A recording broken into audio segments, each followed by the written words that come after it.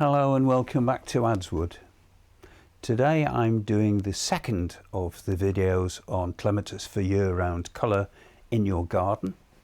The first one in June dealt with the early large flowered hybrids, and today I want to deal with the late flowered hybrids, Viticellas and various other groups that have come into flower. I'll deal with them in groups because some of them have slightly different characteristics. There are leaflets to back up this series. The first one is this, Clematis for year-round colour in your garden. And I've blown up one of the pages to help. This is the relevant page that we're using today. That was the one we did in June. This is the one we're doing today. And this is downloadable from my website. You can print it off if you do double-side printing along the long edge, I think, and it turns into an A5 leaflet that's possibly handy to keep. I think it is. Well, I would say that. I did it.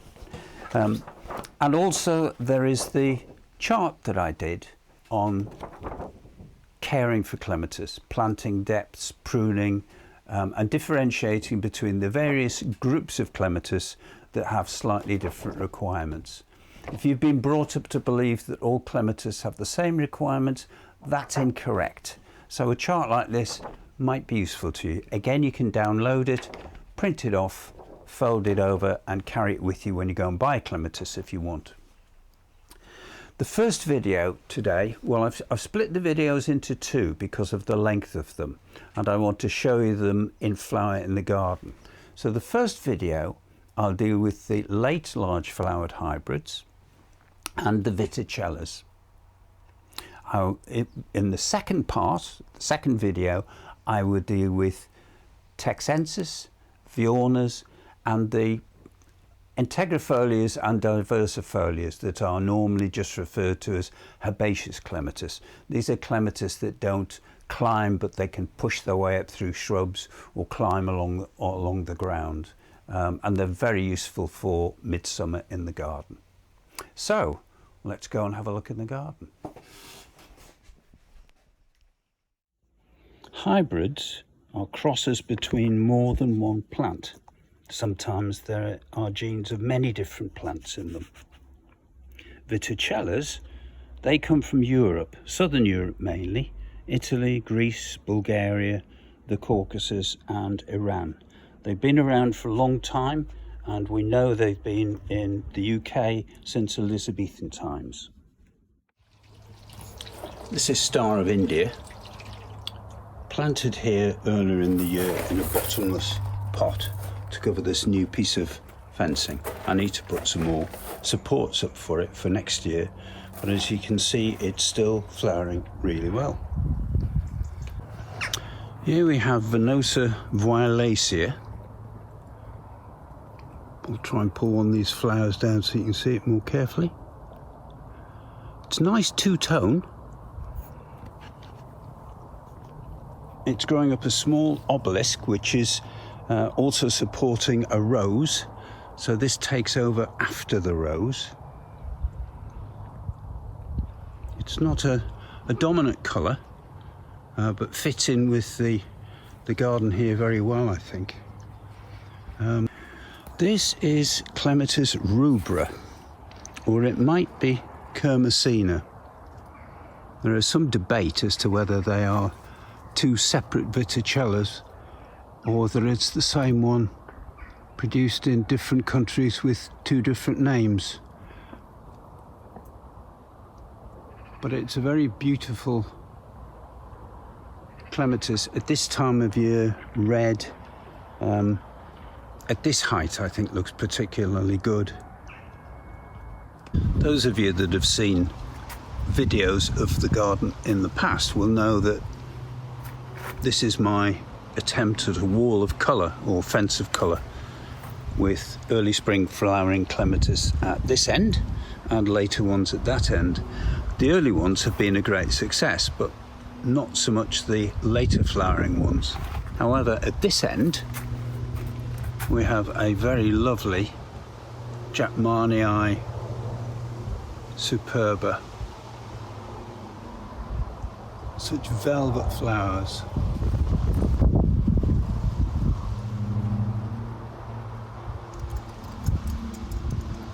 Yes, well worth growing on this fence. I'll walk down and show you some of the ones that are less impressive. This is Forever Friends finishing off. So much bare fence to see here because the Clematis have not really taken off, and I'm not exactly sure why. It's very well drained. This is Minuet.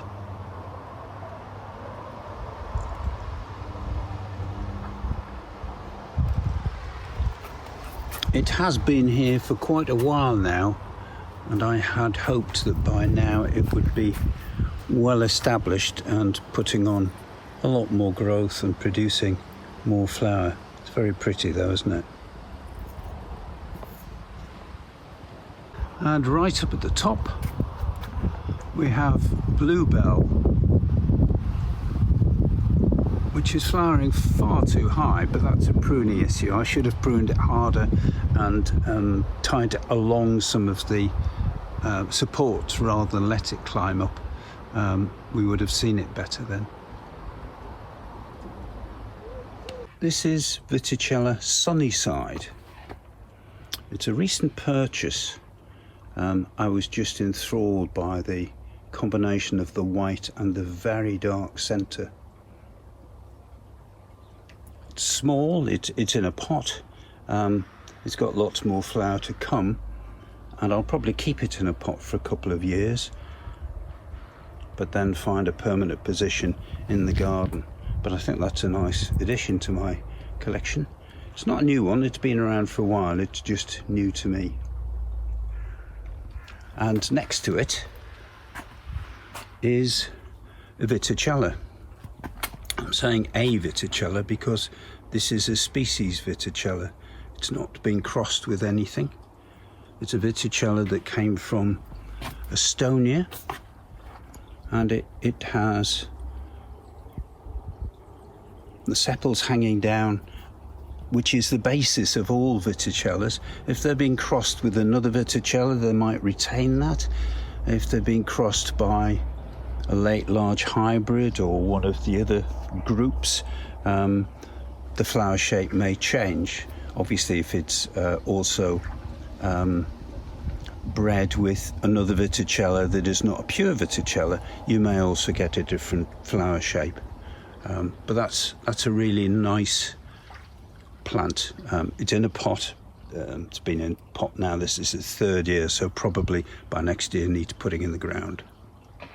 As I walk down the path at the side of the garden, there are quite a few Viticellas normally, but they're finishing flowering. This is Richard's Piketty, which is just hanging on. It's losing its colour, and the flowers are getting smaller, and some of it has actually died off, and that's due entirely to the heat. It hasn't enjoyed this temperature this summer, particularly last month during the very hot week that we had. But it's hanging on. And as we go down here, I can show you the last remaining flowers of Jenny Caddick. She flowered for quite a long period of time, but she's one of the earlier Viticellas. One Viticella that you can't accuse of being past its best is this. This is Morning Heaven. I've got two of these on the colonnade. The first one, well, both of them I pruned in March, and the first one flowered and is just finishing flowering now. This one I pruned a second time in mid-May, just around the time of the Chelsea Flower Show. It's called the Chelsea Chop in the UK, and it means it flowers later, so I get a succession of flower. You could try it with the same plant, prune some stems twice and leave some stems pruned just once, but it's pretty magnificent. Morning heaven. This is tie-dye. I think this is a magnificent clematis, not only for its long flowering period, but the quality and interest in the flowers. As you can see, it's not a plain colour, and the sun shines through the edges, making it translucent. Produces a lot of flower each year, very reliable. This is Dark Eyes.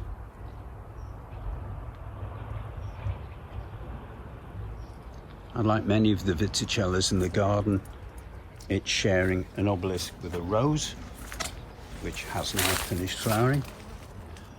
And so this comes into its own. It's also sharing it with two other clematis.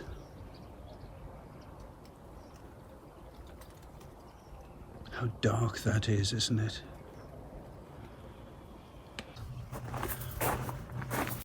And down the side of the garden we'll find Prince Charles. I'll turn around the other way because the sun's quite strong. Prince Charles is occupying this space on top of a rhododendron and has been in flower, it must be 2 months now. As you can see from some of the blooms, some of them are past the best, but some of them are still coming out. And the blooms tend to get smaller the later in the year that it is. But there are still buds. And I think it's really pretty sitting on top of there and blending with the hydrangea. I have another Prince Charles, which is currently in a pot.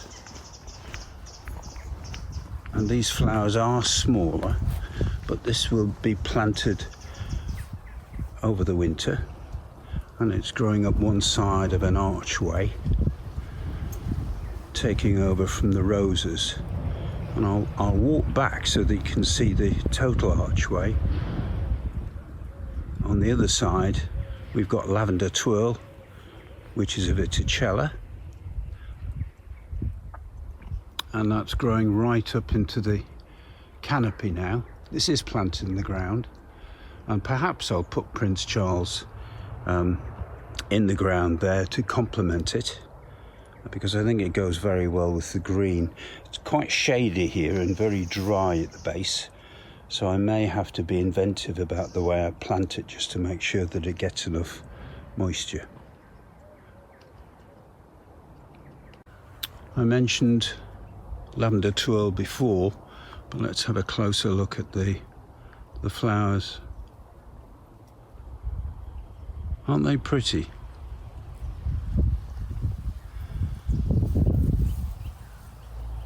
It's one that Jack Ghettos found. Jack used to be the editor of the newsletter for the British Clematis Society, and unfortunately passed away not that long ago. So I'm really pleased to have one of his creations in the garden. This is Little Nell. Little is it refers to the flowers, and they are small. It's a pretty one, which is bell-shaped like many of the Viticellas, but it holds its head up more than some of them, so that you can actually see the detail and the contrast of colours. It's possibly not in the right spot because I can walk past here without really noticing it. It probably needs to be on its own as a particular feature, so I may have to move that. But next to it is Betty Corning. Now, 2 years ago, Betty did not produce a huge amount of flower, and she didn't flower for very long. But last year and this year, she has just kept on flowering. It has, the flowers have a slight scent. You need some imagination to smell them, I think. as well as a good nose. But she's one of the standout clematis in the garden, I think.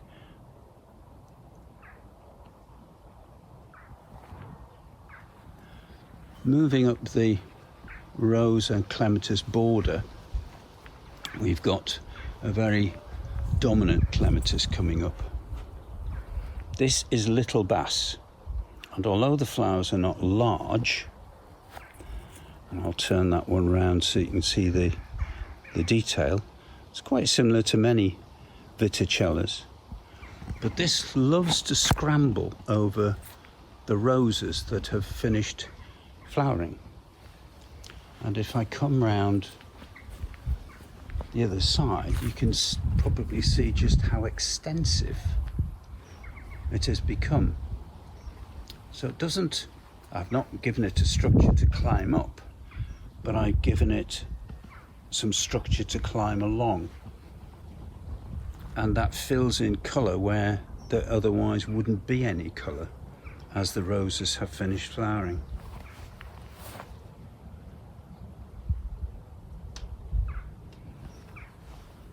Now also here is a clematis which I think is quite stunning. This is Fitty Vesta.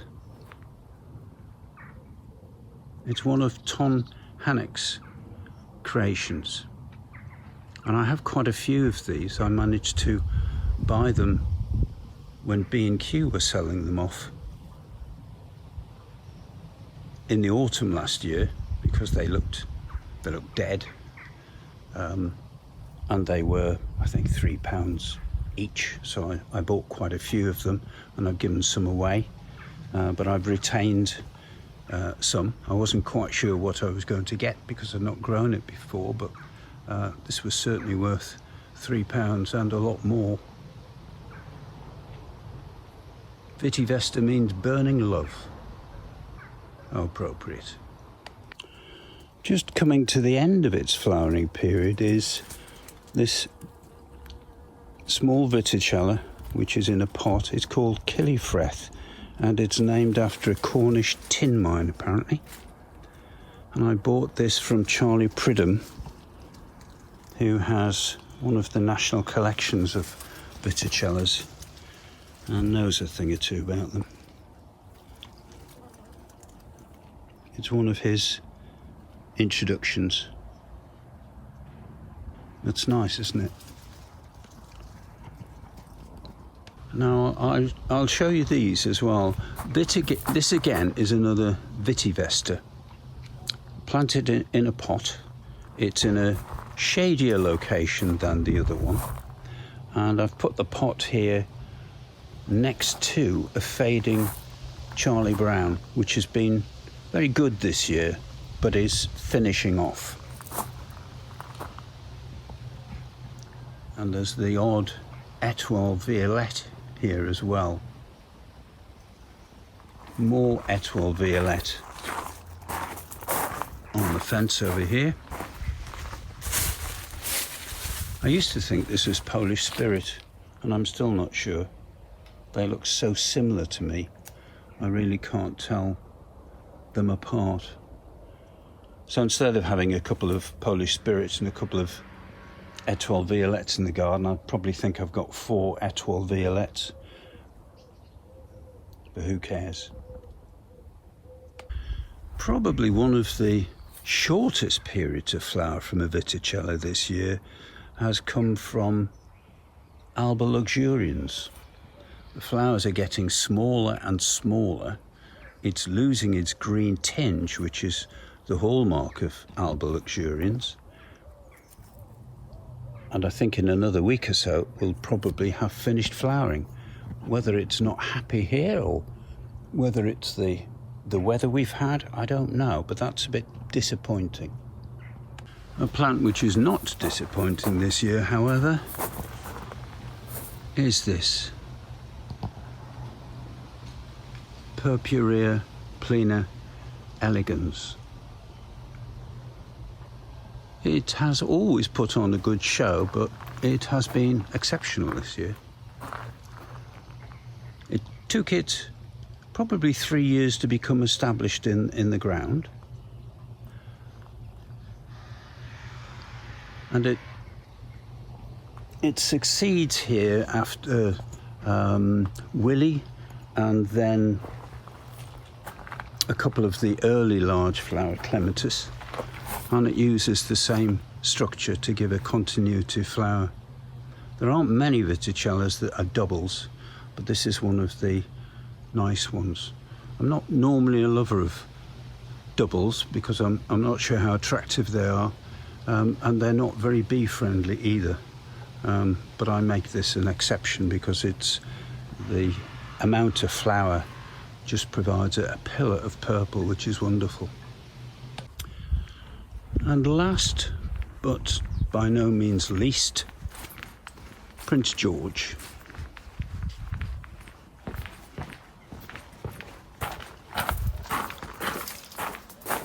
I'm not sure if this way of filming works, but we'll see what it's like.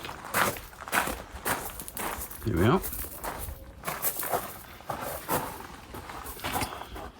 Prince George is in a pot, growing up this obelisk and attached to a fence where Mary Rose used to grow, but for some reason Mary Rose hasn't been very good the last couple of years. But for this time of year, I think that's a lovely white flower.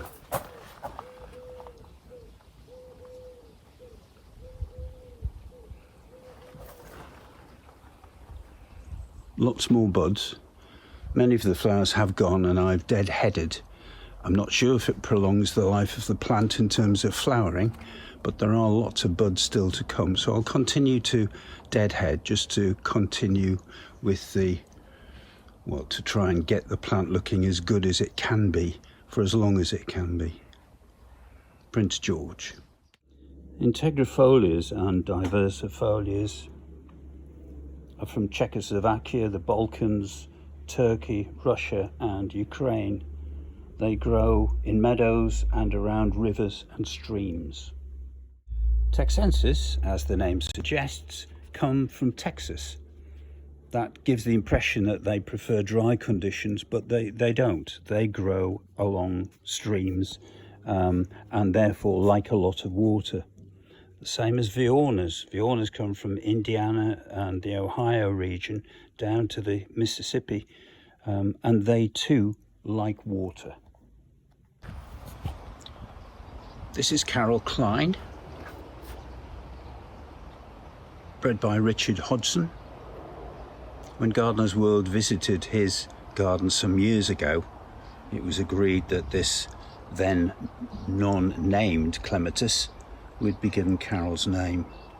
And a few years later it went into production and was launched by tailors at the RHS show in Cheshire a few years ago.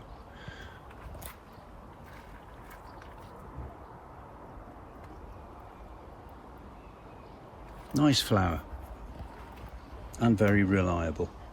This isn't Carol Klein down here. This is one of the early spring flowered Clematis having a second flush. I think it's ruby. A word of warning about Carol Klein. She has a mind of her own. She's a very nice Clematis and I'm sure she's a very nice person in real life. But I planted her against this fence 4 years ago and there's no sign of her.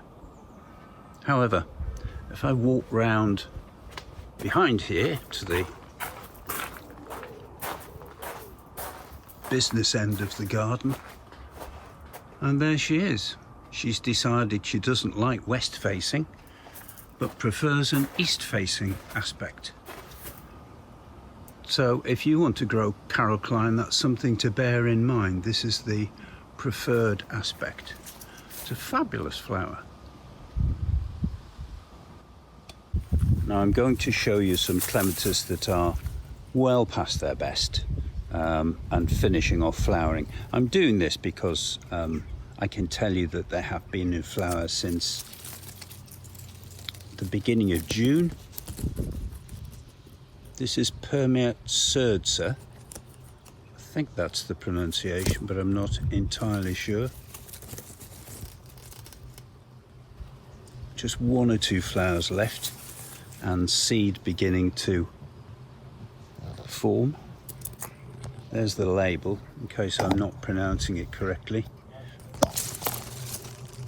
You can decide for yourselves how it should be said. This is a young Integrifolia, which I grew from seed, collected from Richard Hudson's garden some years ago. It has taken many years to get to this size. It's very small, it's no more than 1 metre and probably won't get any larger. So I've planted it just at the front of this border to fill in a gap where it's normally quite dark. You see it has twisted sepals, which is rather nice, and it has a classic colour in the middle of yellow, and that's a typical Integrifolia. One of my favourites at this time of year is Sweet Summer Love. It produces masses and masses of flowers, and I deliberately let it roam along the top of this trellis. Flowers are small, but there are so many of them.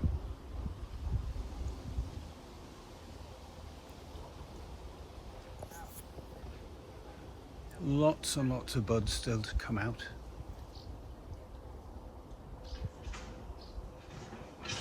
And although the books say that it flowers from early summer to October, I find that it is really late July, early August when it comes out properly in my garden, and will last through September. This is Rajuki. It has been in flower for over 2 months, but it's clearly coming to the end of its flowering period. It does have some buds still to come out, but the flowers will not last very long now.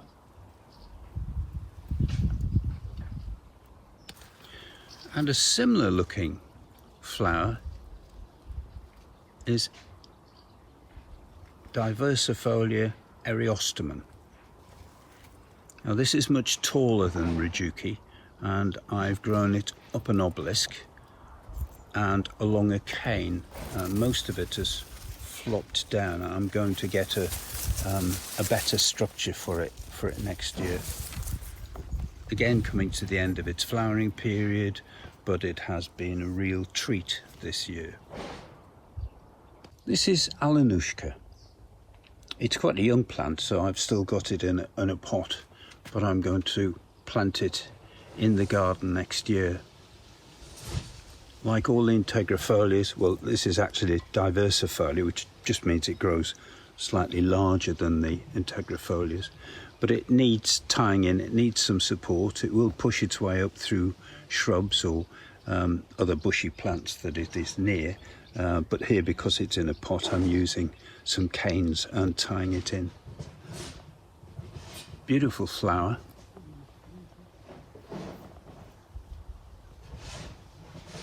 This is probably one of the most well-known Integrifolia. It's called Arabella. Very reliable. It has been using this acer for the last few years to push its way up through and for the flowers to sit on top of the canopy. It started flowering in early summer and will go on until the autumn. As you come around the side of our house into the back, in the spring, the first thing you see is this trellis which is covered in early spring flowered Clematis, which after they die back, the space is taken over by Arabella. As you can see, it produces hundreds of flowers, and the flowering period is so long, I can't remember when this first came into flower, but there are still buds to come. And around the other side,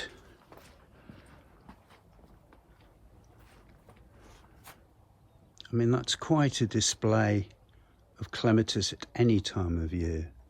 So I think it's worth trying to seek out some Viornas to add to your collection. The flowers are, as you see, bell-shaped. They're fairly typical clematis shape, apart from the large dinner plate ones, that is. And the colouring is lovely. It doesn't have a perfume,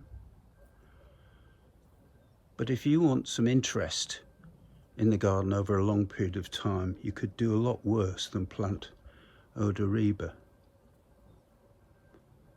Now I have an even smaller one down here. It's called Caillou, and it just appears. It disappears in the autumn. And this is the fence where, again, there's some spring interest, but it's a myriad of flowers here. They are quite small, but as you can see, they dance in the breeze. It's got a lot of buds still to come. That will keep flowering well into the autumn. So although I class it as a summer clematis, it could equally be called an autumn one. Hangs down a bit more than Odoriba, very bell-shaped. Fabulous. Here is Princess Kate.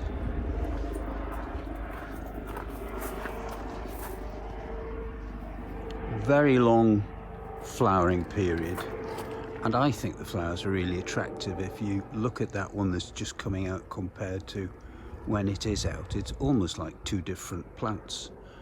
Such variety. And this is grown in a large pot. It has been here in this position for 2 years now.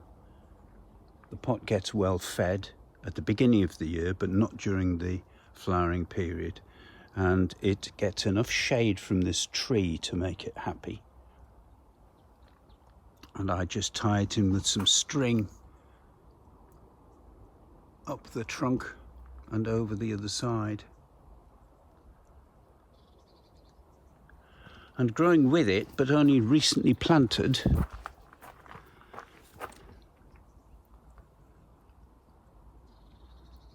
is Princess Diana. That's round the other side, and there are some blooms there, but it doesn't have that many at the present time. In fact, they're tucked in there. This is in a plastic pot, which I think it probably needs to be in a larger pot if it's going to be in this position in future years. I have another one round here so that you can see the flowers in more detail. This is a youngster in a pot that is yet to be planted. It has a slight tinge around the edge of the sepals. It's more noticeable as they come out. There you can see the two-tone. But that is to be planted somewhere next year. I'm sure I'll find a space. The third Texensis, which is still in flower, is Duchess of Albany. Now this comes into flower at this time of year, which is very late for Texensis. It's quite similar to Princess Diana, but the edges have a more pronounced light pink marking with the darker pink in the middle. It's planted up the same obelisk as Betty Corning, and Betty Corning comes out in late May, but this has only been in flower for about a week now. It doesn't produce a huge number of flowers, So whether it's in the wrong place, I don't know, but I think it contrasts very well, and I have no intention of trying to move it. I'm not sure I could find the roots. It's been here that long. Duchess of Albany. Well, I hope you found that useful, and my apologies for the introduction, which was rather confusing. I did that before I shot the rest of the video, which was a big mistake and not something that I normally do, but clearly it doesn't work that way. So just to round things off, you've seen one video covering a lot of Clematis. In addition to the downloads that I said you could get from my website, the Clematis for Year-Round Colour, and also the one, basic one about growing Clematis, I've compiled a chart showing all the Clematis from the video you've just watched, and the list is in order of appearance with the group that they come from. So I hope you find that useful. You can download that as well. If you've watched more of my videos, you will have seen how much colour we have in the garden here for most of the year. I will do another video mopping up the autumn and winter Clematis, but that probably won't appear until early next year. In the meantime, if there are topics you'd like me to cover, please let me know, and I will do my best to include them in a video, or more than one video. I do want to do one on growing Clematis in pots and containers, and I may revisit some of the ones on propagation. But for now, that's all. Enjoy the rest of the summer, and if you have any comments, please post them on YouTube or let me know on the website. Anyway, take care of yourselves. Bye.